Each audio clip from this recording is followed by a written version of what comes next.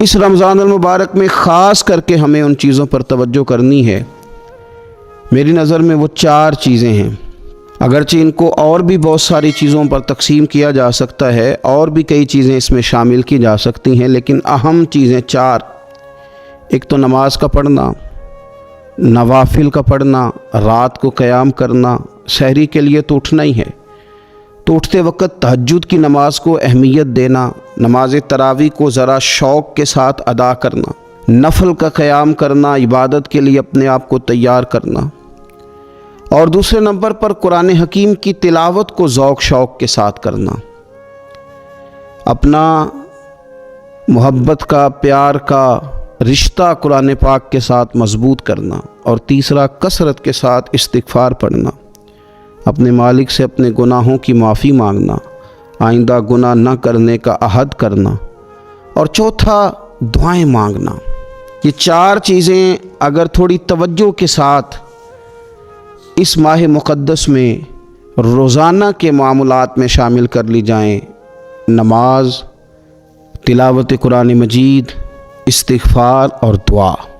آپ دیکھیے کہ نبی کریم صلی اللہ تعالیٰ علیہ وآلہ وسلم نماز کے اندر محو رہنے کو پسند کرتے تھے۔ حضور نماز کے اندر شامل رہنے کو اور نماز کو بار بار ادا کرنے کو پسند کرتے تھے۔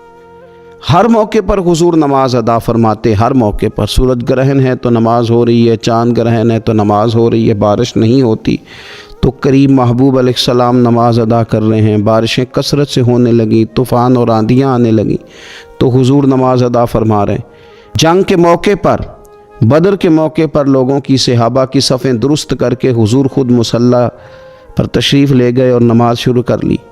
تو ہر وقت نماز کی طرف حضور کی توجہ ہمیں بتاتی ہے کہ نماز پڑھنا، نفل پڑھنا، عبادت کرنا یہ کتنا دلچسپی والا کام ہے، اور مسلمان کا اس کے ساتھ شوق کس قدر زیادہ ہونا چاہیے۔ آج ہم زیادہ بے چین اس لیے رہتے ہیں کہ ہمارا تعلق باقی سب چیزوں سے مضبوط ہوا لیکن مصلی کے ساتھ کمزور ہوا۔ ہماری بہت ساری اس دور کی جدتوں نے ہم سے ہمارے مصلی کی، استغفار کی، تلاوت کی، دعا کی لذت چھینی۔ اگر ہم تھوڑا لوٹ کر کے آئیں اور کچھ گھنٹوں کے لیے، کچھ وقت کے لیے، کچھ ٹائم کے لیے، اگرچہ وہ مختصر ہی کیوں نہ ہو، ہم اپنے معمولات جو عبادت کے تعلق سے ان کو مضبوط کریں، موبائل بند کیے جائیں، ایک کونا تلاش کیا جائے، کوشش کی جائے تنہائی کرے انسان اپنے مالک کے ساتھ۔ نبی پاک صلی اللہ تعالیٰ علیہ وآلہ وسلم نے جو ہمیں طریقے بتلائے ہیں، ان طریقوں کی روشنی میں انسان اکیلا بیٹھے اپنے مالک کے حضور اور خوب اس کی بارگاہ میں نفل پڑھے، تلاوت کرے، استغفار پڑھے، پھر دعائیں مانگے، اپنے لیے بھی مانگے، امت کے لیے بھی مانگے، اپنے لیے بھی مانگے، اپنوں کے لیے بھی مانگے، سب کے لیے اللہ کے حضور سے وہ خیر طلب کرے۔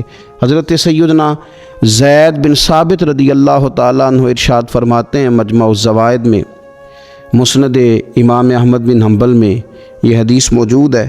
آپ فرماتے ہیں کہ میں نبی پاک صلی اللہ تعالیٰ علیہ وسلم کے ساتھ اکثر نماز کے لیے جایا کرتا تھا، تو میں انفرادی انداز دیکھتا نبی پاک صلی اللہ تعالیٰ علیہ وسلم کا کہ حضور جب نماز کے لیے چلتے تو چھوٹے چھوٹے قدموں کے ساتھ چلتے۔ جو نبی پاک صلی اللہ تعالیٰ علیہ وسلم کا روٹین میں چلنے کا انداز ایک کریمانہ تھا، اس سے ہٹ کر حضور مختصر قدم اٹھاتے اور نماز کے لیے تشریف لے جاتے۔ میں اس خوبصورت ادا پر توجہ کرتا تو میرے کریم محبوب صلی اللہ تعالیٰ علیہ وسلم نے مجھ سے فرمایا، زید تم جانتے ہو میں مختصر قدم کیوں اٹھاتا ہوں؟ حضور دلوں کا حال جانتے ہیں نا، تو فرمانے لگے تمہیں خبر ہے میں اختصار کے ساتھ قدم کیوں اٹھاتا ہوں؟ عرض کی یا رسول اللہ صلی اللہ تعالی علیہ وسلم کرم نوازی فرمائیے، بتا دیجئے۔ تو حضور فرمانے لگے کہ جب تک انسان نماز کی طلب میں رہتا ہے نا، وہ نماز ہی میں رہتا ہے۔ وہ جب نماز کی طلب میں ہوتا ہے تو نماز ہی میں ہوتا ہے۔ تو میں چھوٹے چھوٹے قدم اٹھاتا ہوں، ذرا آہستہ چلتا ہوں، تاکہ جتنا وقت طلب نماز میں ہو وہ نماز ہی میں گزرے۔ ذکر حبیب کم نہیں وصل حبیب سے، محبوب کا ذکر بھی اس سے ملاقات ہی ہوتا ہے۔ تو یہ جو سفر ہے نا نماز کے لیے جانے کا، میں چاہتا ہوں کہ یہ ذرا لمبا ہو جائے، اس میں ذرا وقت ملے تاکہ مالک کے ساتھ میں جڑا رہوں، میرا تعلق مضبوط رہے۔ تو سرور کائنات صلی اللہ تعالیٰ علیہ وسلم کی جو خاص دلچسپی ہے نماز کے ساتھ، نفل کے ساتھ، عبادت کے ساتھ، حضور صلی اللہ علیہ وسلم نے ارشاد فرمایا، مسلم شریف میں حدیث موجود ہے، فرمایا اللہ تعالیٰ کے بندہ سب سے زیادہ قریب پتہ کب ہوتا ہے؟ پہلے تو ذرا ان لفظوں کا حسن ملاحظہ کریں کہ بندہ اور رب کے قریب، بندہ اور اپنے مالک کے قریب، وہ بندہ کتنی شان والا ہے، اس کا مقدر آج کتنے عروج پہ ہے جو اپنے رب کے قریب ہو گیا۔ حضور فرمانے لگے غلاموں سنو، بندہ اپنے رب کے سب سے زیادہ قریب سجدے کی حالت میں ہوتا ہے، لہذا فرمایا سجدوں میں کثرت سے دعا کیا کرو، گویا اس سے مانگ لیا کرو سجدوں میں، اب تمہارا قرب ہے، اب تم جب کشکول طلب دراز کرو گے تو وہ تمہیں عطا کرے گا۔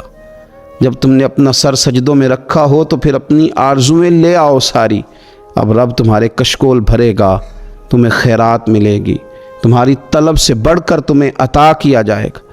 تو عبادت کے ساتھ جب آپ کا تعلق ہوتا ہے تو آپ قرب الہی میں ہوتے ہیں، اللہ کے قریب چلے جاتے ہیں۔ شرط یہ ہے کہ تھوڑی دیر بھول جائیں موبائل کو، تھوڑی دیر چھوڑ دیں دنیا داری کے خیالات، تھوڑی دیر وہ ایک دن چھوڑ کے سارا کچھ بھی تو جانا ہے نا اللہ کے حضور۔ تو آج بھی اگر کچھ وقت کے لیے ترک کیا جائے، اسلام میں رہبانیت نہیں، لیکن حضور تہجد کی نماز پڑھتے تھے، حضور اعتکاف کرتے تھے، غار حرا میں وقت گزارا نبی پاک علیہ السلام۔ کچھ وقت تو ایسا ہو جو انسان اپنے رب کے ساتھ گزارے، اللہ کے ساتھ اپنے تعلق کو وہ مضبوط کرے۔ دیکھیے حضرت سیدنا یوسف بن عبداللہ بن سلام رضی اللہ تعالیٰ عنہ، یہ حضرت عبداللہ بن سلام رضی اللہ تعالیٰ عنہ معروف صحابی رسول صلی اللہ تعالیٰ علیہ وسلم کے صاحبزادے ہیں۔ یہ حضرت ابو درداء رضی اللہ تعالیٰ عنہ سے ملنے کے لیے تشریف لے گئے۔ فرماتے ہیں کہ جب میں ان سے ملنے کے لیے گیا تو وہ شدید علیل تھے، حضرت سیدنا ابو درداء رضی اللہ تعالیٰ عنہ بڑے جلیل القدر صحابی ہیں اور بڑے صاحب الرائے آدمی ہیں۔ حضرت عمر فاروق رضی اللہ تعالیٰ عنہ اکثر ان سے مشورہ لیا کرتے تھے۔ فرماتے ہیں میں جب ان سے ملنے کے لیے گیا تو وہ سخت بیمار تھے اور اسی بیماری میں ان کا وصال ہوا۔ میں ان سے ملنے گیا تو مجھ سے کہنے لگے کہ بھتیجے، حضرت عبداللہ ابن سلام کے بیٹے ہیں نا یوسف بن عبداللہ، تو وہ چونکہ ان کا دوستانہ تھا، کہنے لگے بھتیجے تم اس شہر میں کس طرح آئے؟ تو جناب یوسف بن عبداللہ کہتے ہیں میں نے عرض کی کہ آپ کا میرے والد کے ساتھ جو تعلق تھا، جو دوستانہ تھا، اس تعلق نے مجھے مجبور کیا کہ میں آپ کی تیمارداری کروں۔ تو فرماتے میں تو تیمارداری کرنے گیا تھا، ان کا حال پوچھنا تھا، لیکن یہ لوگ جو حضور کے دین کی تبلیغ کے لیے جذبات رکھتے تھے اور ایک دوسرے کو اللہ کی جانب متوجہ کرنے کا جو جذبہ رکھتے تھے، وہ بڑا انوکھا ہے۔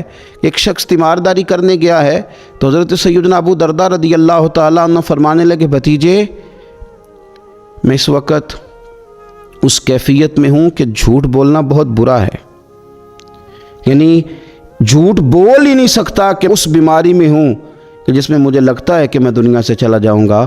فرمانے لگے اللہ کی قسم میں نے خود رسول پاک صلی اللہ علیہ وسلم سے سنا ہے کہ جو شخص اچھے طریقے سے وضو کرے، وہ تیمارداری کرنے آئے اور یہ ان کو نماز کی طرف، عبادت کی طرف مائل کر رہے ہیں۔ فرماتے میں نے خود حضور صلی اللہ علیہ وسلم سے سنا ہے کہ جو شخص اچھے طریقے سے وضو کرے پھر 2 رکعتیں نماز پڑھ لے یا 4 رکعتیں نماز پڑھ لے، اخلاص کے ساتھ پڑھے، اچھا وضو کرے، 2 رکعتیں پڑھ لے یا 4 پڑھ لے، یعنی 2 نفل ادا کرے یا 4 کر لے، اور پھر وہ خلوص کے ساتھ اپنے رب سے مغفرت طلب کرے تو اللہ اس بندے کی بخشش فرما دے گا۔